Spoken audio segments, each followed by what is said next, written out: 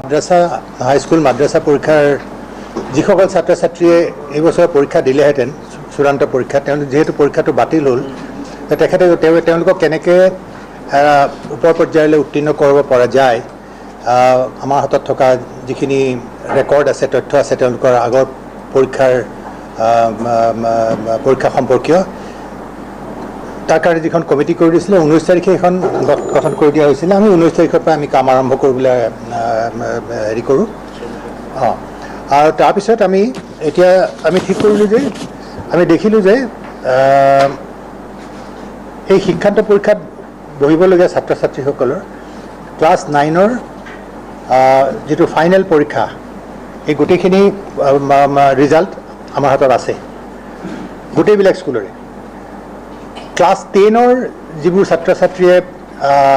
পৰীক্ষা দিলেহেঁতেন ক্লাছ 10লৈ তাৰমানে 2021 যিসকলে মেট্ৰিক দিব 2019 সিহঁতে ক্লাছ 9ত আছিলে সেই 9ৰ নম্বৰখিনি আমাৰ হাতত আছে ফাইনেল পৰীক্ষাৰ তাৰপিছত ক্লাছ 10ৰ কিছু স্কুলৰ নাছিলে আৰু কিছু স্কুলৰ এই প্ৰি বৰ্ড বা প্ৰি টেষ্ট বা ৰিভিজনাৰী টেষ্ট যিটো কয় সেইবিলাকৰ নম্বৰখিনি আছিলে তো সেইখিনিৰ ওপৰত ভিত্তি কৰি পেলাই আমি এটা ফৰ্মুলা উলিয়ালোঁ যে ক্লাছ 9ৰ আমাক আপোনালোকক এখন দিয়া হ'ব প্ৰেছ বিজ্ঞপ্তি একেবাৰে সঠিকভাৱে ডিটেইল পাব আপোনালোকে আমি ক্লাছ 9ৰ যিখিনি নম্বৰ পাইছিলে তাৰ 40% আমি আনিলোঁ প্ৰত্যেকটো ছাবজেক্টতে এজন ছাত্ৰই ক্লাছ 9ত যিখিনি নম্বৰ পাইছিলে তাৰ 40% আহিলে ক্লাছ 10ত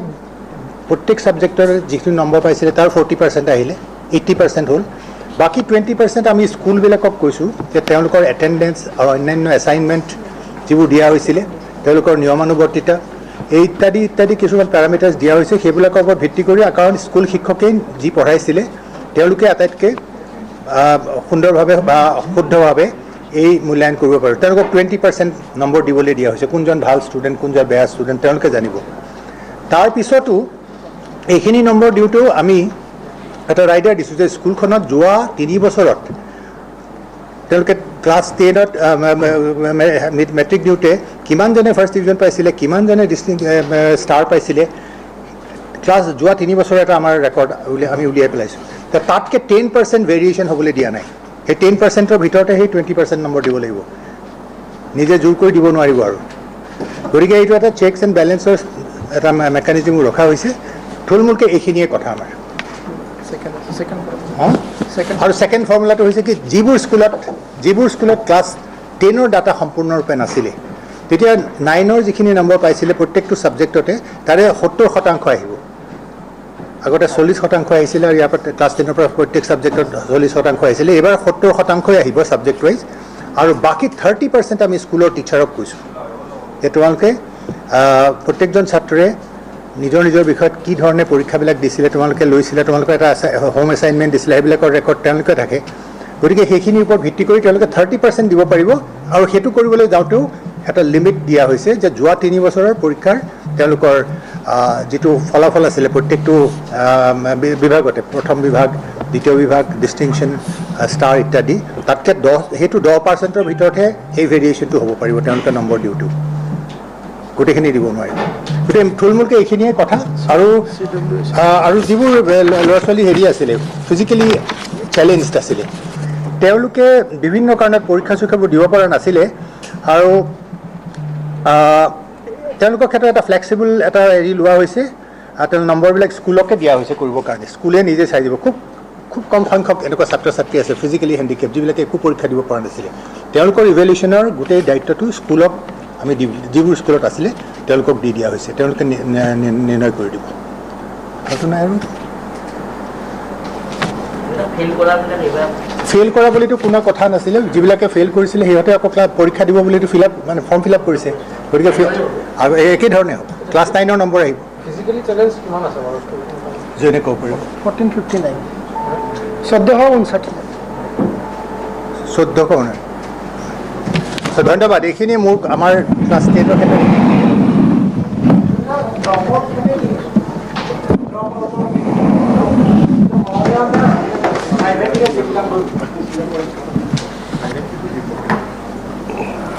সেৱা তেনেকুৱা কোনো প্ৰাইভেট চিষ্টেম নাই ইয়াত যেতিয়া ছাৰে কৈছে যে 9ত যদি এটা ষ্টুডেণ্ট আছে এই বছৰ যদি 10ত তেওঁ পঢ়াই নাই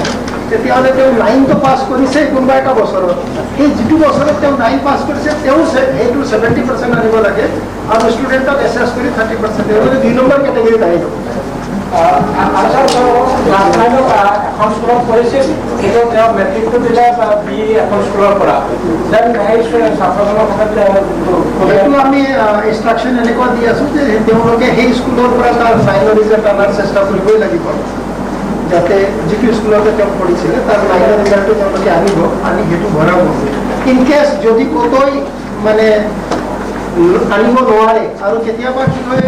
কেতিয়াবা কিছুমান সংখ্যক ছাত্ৰ ছাত্ৰী এনেকুৱাও থাকে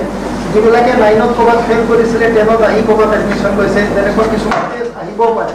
সেইকাৰণে সেইটো কেছত আমি কৈছোঁ যে যদি তেনেকুৱা কিবা কেছ হয় তেতিয়াহ'লে কমিটিয়ে ছাজেশ্যন দিছে যে তেওঁলোকে কিন্তু পৰৱৰ্তী পৰীক্ষা দিব লাগিব, তেওঁলোকৰ ৰিজাল্ট নোলাই এই বছৰ। ঠিক আছে, অকণমান সময় ধৈৰ্য ধৰক, আপোনালোকে আমাৰ পৰ্যায়ক্ৰমে উত্তৰখিনি পাব। আপোনাৰ কেইটা কৰিব আমি হায়াৰ ছেকেণ্ডেৰী। মাননীয় শিক্ষামন্ত্ৰী মহোদয়ৰ সন্মতি সাপেক্ষে আমাৰ উচ্চতৰ মাধ্যমিক চূড়ান্ত পৰীক্ষাৰ যিটো আমি পৰামৰ্শ দিছে আমাৰ সমিতিয়ে, সেইখিনি আপোনালোকক মই চমুকৈ অৱগত কৰিব খুজিছোঁ যে আপোনালোকে জানে যে উচ্চতৰ মাধ্যমিকত 4টা বিষয়ৰ ছাত্ৰ ছাত্ৰী থাকে: বিজ্ঞান, কলা, বাণিজ্য আৰু বৃত্তিমুখী বা প্ৰফেশ্যনেল। আৰু এই 4 ধৰণৰ ছাত্ৰ ছাত্ৰীৰ কাৰণে আমাৰ সুকীয়া সুকীয়া নিৰ্দেশনা পৰামৰ্শ আছে। যিসকল বিজ্ঞান আৰু কলা 2টা বিষয়ত যিসকলৰ ব্যৱহাৰিক পৰীক্ষা আছে, প্ৰেক্টিকেল পৰীক্ষা আছে, তেওঁলোকৰ ক্ষেত্ৰত আমাৰ পৰামৰ্শটো হ'ল এনেধৰণৰ যে 50% of marks, 50 marks will be calculated from 50% of marks by the student, secured by the student in the best of 3 subjects in last HSLC examination. অৰ্থাৎ হাইস্কুল শিক্ষান্ত পৰীক্ষাত পোৱা শ্ৰেষ্ঠ নম্বৰ পোৱা 3টা বিষয়ৰ পৰা 50% নম্বৰ অনা হ'ব, আনি 50 নম্বৰ যোগ হ'ব। আৰু বাকী তেওঁলোকৰ প্ৰেক্টিকেল ছাবজেক্টৰ পৰা 30 নম্বৰৰ পৰীক্ষা হয়, আৰু সেই 30খিনি তেনেধৰণে আহিব, 30খিনি তেনেধৰণে আহিব। আৰু তাৰপিছত 10 নম্বৰ আহিব এই 2টা বছৰত, 11 আৰু 12, এই 2টা বছৰত ছাত্ৰ ছাত্ৰীবিলাকৰ পৰীক্ষাৰ্থীসকলৰ যি শৈক্ষিক কাৰ্য, শৈক্ষিক যিখিনি activities, class assignment, home assignment, sessional test ইত্যাদি ইত্যাদি, এইবিলাকৰ ওপৰত ভিত্তি কৰি 10 নম্বৰ তেওঁলোকে পাব। আৰু 10 নম্বৰ পোৱা হ'ব যে এই যে 90 নম্বৰখিনি পালে তাৰে ওপৰত আকৌ 10%, এজন ছাত্ৰই যদি 90ৰ ভিতৰত যদি 90য়ে পালে তেনেহ'লে আকৌ 10 আহি যাব তেওঁৰ এডিশ্যনেল, এইটো কাউন্সিলৰ পৰা দিয়া হ'ব, এইটো এডিশ্যনেল, অৰ্থাৎ তেওঁ 100 নম্বৰে পাই যাব। 90ৰ ভিতৰত যদি 80 পাইছে তেন্তে তেওঁ 9 নম্বৰ পাব, 89 হ'ব। এনেধৰণে বিজ্ঞান মানে কলাটো প্ৰেক্টিকেল ছাবজেক্ট মানে মেট্ৰিকৰ পৰা বেষ্ট অফ 3 ছাবজেক্টৰ 50%। চবৰে এইটো বেষ্ট, চবৰে কলা বাণিজ্যৰ কাৰণে 50% from the best of 3 subjects. আৰু মানে কিন্তু মই এতিয়া কৈ আছোঁ প্ৰেক্টিকেল ছাবজেক্টখিনিৰ কথা, প্ৰেক্টিকেল মানে আৰ্টছ আৰু ছায়েন্সৰ। আৰু বাকী 30% আহিব প্ৰেক্টিকেলৰ পৰা। প্ৰেক্টিকেল 30 মাৰ্কছে থাকে, আৰু প্ৰেক্টিকেল পৰীক্ষা আমাৰ হৈ গৈছে। আৰু 10 মাৰ্কছ আহিব এই 2 বছৰত যিখিনি তেওঁলোকৰ শৈক্ষিক ক্ৰিয়াকলাপ, sessional test, annual examination annual হোৱাই নাছিলে, কিন্তু যিবোৰ unit test, home assignment, project writing, attendance, everything will be calculated. এই আটাইবোৰৰ পৰা ভিত্তি কৰি 10 মাৰ্ক পাব তেওঁলোকে, এই বিজ্ঞান বা কলাৰ ছাত্ৰ ছাত্ৰীসকলে যাৰ প্ৰেক্টিকেল আছে, বিশেষকৈ বিজ্ঞান। আকৌ পিছত 10 নম্বৰ আহিব এই যে ইতিমধ্যে 90 নম্বৰ গ'ল 3টা কম্পনেণ্টত। 90 নম্বৰ পালে 90ৰ ভিতৰত যদি এজন ছাত্ৰ বা ছাত্ৰীয়ে 80 পাইছে, তাৰ পৰা 10% উলিওৱা হ'ব, উলিয়াই আনি সেই 10%টো আকৌ যোগ দিয়া হ'ব এই 90ৰ লগত, তেতিয়া 8 নম্বৰ বা 9 নম্বৰ পাব। ইণ্টাৰনেল ইভালুৱেশ্যন, এই 2 বছৰৰ এক্টিভিটিজ সেইটো সেই ইনষ্টিটিউট কাউন্সিলৰ পৰা ষ্টুডেণ্টৰ ফালৰ পৰা, আচলতে ষ্টুডেণ্টৰ নিজৰে মাৰ্কছ সেইখিনি তেওঁলোকৰ পাৰফৰ্মেঞ্চৰ ওপৰত ভিত্তি কৰি হ'ব। কোনোবাই যদি 90ৰ ভিতৰত 40 পাইছে তেনেহ'লে 4 নম্বৰ বা 3 নম্বৰ পাব হয়তো। বছৰত 10% 10 নম্বৰটো ক'ৰ পৰা আহিব? স্কুলে দিব বা হেৰিখনে জুনিয়ৰ ছিনিয়ৰ ছেকেণ্ডেৰী স্কুলখনে দিব ছাত্ৰজনৰ 2টা বছৰৰ ইণ্টাৰনেল ইভালুৱেশ্যন তেওঁৰ এটেণ্ডেঞ্চ লাষ্ট 10%টো এই যে ক'লো 90 নম্বৰ পাব নহয় ইতিমধ্যে এই 90 ভিতৰত যিখিনি পাব তাৰে ওপৰত পাৰ্চেণ্টেজ হ'ব তাৰ ওপৰত total 10%। marks secure obtained out of 90 out of 90 এটা যোগ হৈ যাব ইয়াতে আৰু খুব ষ্টুডেণ্ট চেন্ট্ৰিক আমি কৰিছোঁ মানে ষ্টুডেণ্ট কৰি না 30% প্ৰেক্টিকেল ছাবজেক্ট না স্যাৰ মই কৈ আছোঁ ছায়েন্স ছাবজেক্ট আৰু আৰ্টছৰ প্ৰেক্টিকেল থকা ছাবজেক্ট হিষ্ট্ৰী কাৰণে বেলেগ কৈ আছোঁ এইটো কেটেগৰী ক'লে তেখেতে প্ৰেক্টিকেল থকা ছাবজেক্টখিনি মই প্ৰেক্টিকেল থকা এতিয়া ছাবজেক্ট প্ৰেক্টিকেল নথকা ছাবজেক্টখিনি তেওঁ ক'ব কৈ দিওঁ এতিয়া আকৌ ফৰ আৰু যিখিনি প্ৰেক্টিকেল নাই আৰ্টছ আৰু কমাৰ্চ তাত প্ৰেক্টিকেল নাথাকে তাতে 50% আগতেই কোৱাটো আৰু ইয়াতে যিটো প্ৰেক্টিকেলৰ ফালে আমি পাইছিলোঁ 30 আৰু প্লাছ 10 40 হৈছিলে ইয়াত এই ইণ্টাৰনেল আহিব 40 ইণ্টাৰনেল আহিব 40 ফ্ৰম এই 2 বছৰৰ এক্টিভিটিজ 11-12 আৰু 10 মাৰ্কছটো সেই আগৰ দৰে আউট অফ 90 10 মাৰ্কছ আহিব এইটো আৰ্টছ আৰু কমাৰ্চৰ 40টো ক'ৰ পৰা বুলি ক'লে? 40টো এই 2 বছৰৰ এক্টিভিটিজ 11-12 এইটো আৰ্টছ আৰু কমাৰ্চ। আৰ্টছ আৰু কমাৰ্চ আৰু 10 মাৰ্কছটো সেই আগৰ দৰে আৰু ভকেশ্যনেলৰ ক্ষেত্ৰত অকণমান বেলেগ হ'ব যে ভকেশ্যনেলত আমাৰ 50%টো ঠিকেই আছে আৰু ইয়াত প্ৰেক্টিকেলৰ পৰা আহিব 40% কাৰণ ভকেশ্যনেলত প্ৰেক্টিকেলৰ ওপৰত ৱেইটেজটো বেছি থাকে কাউন্সিলৰ ফালৰ পৰা গতিকে আমি কমপ্লিটলি এইটো তেওঁলোকৰ 40% আহিব প্ৰেক্টিকেলৰ পৰা তেওঁলোকৰ 70 পৰীক্ষা হয় প্ৰেক্টিকেল এইটো ইয়াতে আমি 40% আনিম আৰু 10 মাৰ্কছটোহে এজ ইট ইজ আগৰ যিটো কৈছোঁ আউট অফ 90 তেওঁলোকৰ ওপৰত দিয়া হ'ব